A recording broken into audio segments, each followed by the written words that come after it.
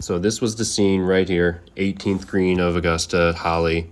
Rory just filled with emotion, finally completes the career Grand Slam, joins the likes of Tiger, Jack, all those guys.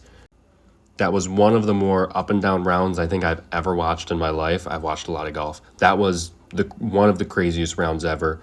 He was in it and then out of it, and then found himself back, clawed back, and then gave it away again. But in the end, came out victorious. He should have won this tournament by 5 strokes easily, and here's why.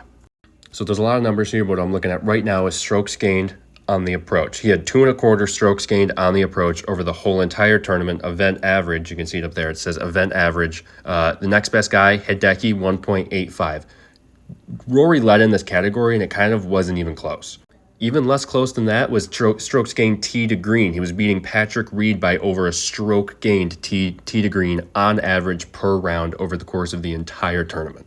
We saw it right here on this shot, 15 final round, just the absolute shot of a lifetime. Curled it around the trees onto the green and had like 6 feet for eagle. Missed it, of course, because that's how the round went. And bringing you back to data golf right here, we're looking at Rory's strokes gained putting now, just awful. But he was able to create so many opportunities to score the golf ball that the putting itself didn't even matter.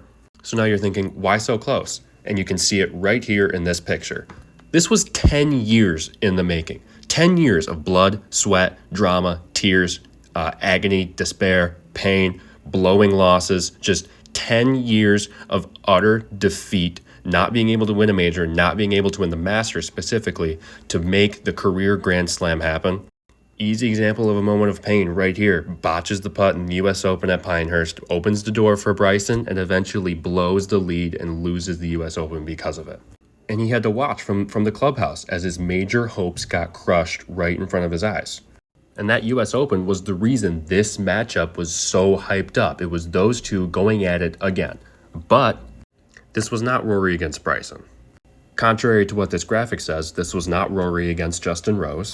This was, oftentimes how it is a lot in golf, Rory against himself. It was Rory against his own demons, his own thoughts, his own mind, and all of the trauma he had been through the past 10 years at Masters, at majors, trying to win that fourth and final, well, maybe not final, but that fourth major. And he did it. He's on top of the golfing world. He looks really cute in that jacket, right? I was not sure whether he was going to win 3 times during that round, but he did, and that's really all that matters.